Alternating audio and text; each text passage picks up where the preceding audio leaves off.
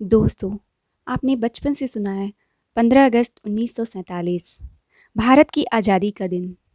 लेकिन क्या आपने कभी सोचा ये तारीख क्यों? क्यों 14 नहीं? क्यों 16 नहीं? आखिर ऐसा क्या था 15 अगस्त में ही कि ये दिन हमारी आज़ादी का गवाह बना?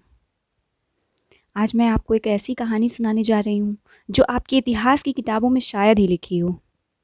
ये कहानी है तारीखों के चुनाव, सियासी चालों और एक ऐसे फैसले की जिसने भारत के इतिहास को हमेशा के लिए बदल दिया।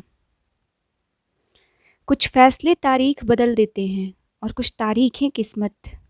15 अगस्त वो दिन है जब एक तारीख ने बदली थी पूरी कौम की किस्मत। 1940 के दशक में भारत में आज़ादी की लहर तेज हो चुकी थी। ब्रिटिश सरकार पर द्वितीय विश्व युद्ध का भारी दबाव था। युद्ध ने उनके खजाने को खाली कर दिया था और भारत छोड़ो आंदोलन ने अंग्रेजों के पैरों तले जमीन खींच ली थी। वो जानते थे कि अब भारत में रहना मुश्किल है, लेकिन जाते वक्त उन्हें एक ऐसा दिन चाहिए था जो ब्रिटेन के लिए गर्व और भारत के लिए यादगार बन सके।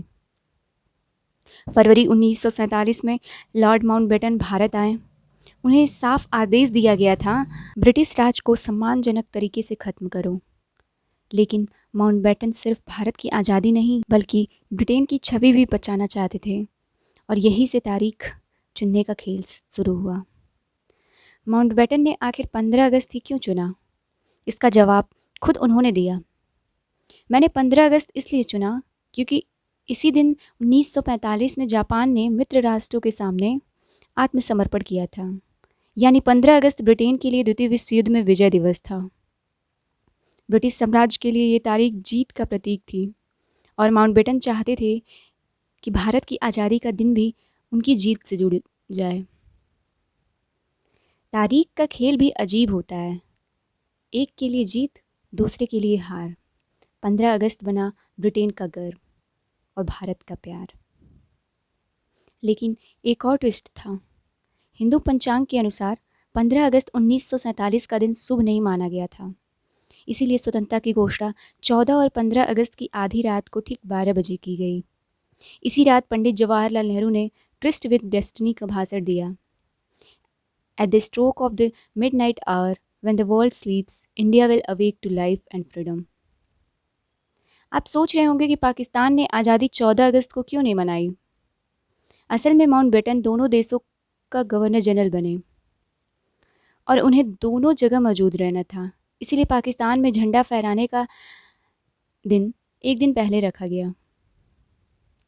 लेकिन क्या हमें 15 अगस्त 1947 को पूरी आज़ादी मिली? असल में उस दिन हमें डोमिनियन स्टेटस मिला था, यानी हम अभी भी ब्रिटिश क्राउन के अधीन थे। भारत वास्तव में गणराज्य बना 26 जनवरी 1950 को, जब अपना संविधान लागू हुआ। कदम आज़ाद हुए पर बेड़ियाँ बाकी थीं, ख्वाब अधूरे थे लेकिन उम्मीद बाकी थी। 15 अगस्त ने दी पहली सांस आज़ादी की, पर असली उड़ान 26 जनवरी को मिली थी। 15 अगस्त से जुड़े कई कम ज्ञात तथ्य भी हैं। उस दिन लाल किले पर झंडा नहीं फहराया गया, बल्कि संविधान बनने के बाद पहली बार वहाँ झंडा लहराया गया।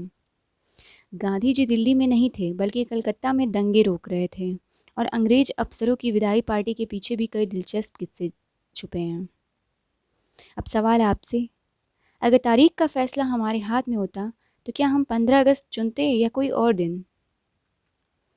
आज के दौर में क्या हम सिर्फ तारीख मनाते हैं या उसकी असली भावना भी जिंदा रखते हैं? तारीख वही होती है जो दिल में उतर जाए, जिसे याद करके हर दिल धड़क जाए। 15 अगस्त सिर्फ एक दिन नहीं, ये वो जज्बा है जो हर हिंदुस्तानी के खून में उतर जाए। इसीलिए दोस्तों, 15 अगस्त सिर्फ एक तारीख नहीं बल्कि हमारी पहचान है। चाहे इसके पीछे कितनी भी राजनीतिक वजहें हों, ये दिन हमेशा हमें याद दिलाता है कि आज़ादी कितनी कीमती है और इसे बचाए रखना हमारी सबसे बड़ी जिम्मेदारी। दोस्तों, 15 अगस्त की तारीख सिर्फ एक ऐतिहासिक दिन नहीं बल्कि एक याद है हमारी आज़ादी की कीमत कितनी बड़ी थी। इस दिन को ब्रिटिश साम्राज्य ने अपने गौरव के लिए चुना था, लेकिन हमने इसे अपने गर्व में बदल दिया। सवाल ये नहीं कि उन्होंने तारीख क्यों चुनी, सवाल ये है कि हम आज़ादी के साथ क्या कर रहे हैं। आज़ादी मिली थी खून और बलिदान के बदले, ना कि आराम और भूल जाने के बदले। तारीख तो बस एक कागज़ पर लिखी बात है, पर असली आज़ादी दिल और दिमाग में ज़िंदा होनी चाहिए। तो दोस्तों, आज से सिर्फ 15 अगस्त को झंडा फहरा कर मत रहिए। इस तारीख के मायने अपने दिल में उतारिए। और हाँ, अगर इस वीडियो ने आपको एक नया नज़रिया दिया है, तो इसे अपने दोस्तों और परिवार के साथ ज़रूर शेयर कीजिए, ताकि हर हिंदुस्तानी जान सके कि 15 अगस्त क्यों चुना गया था।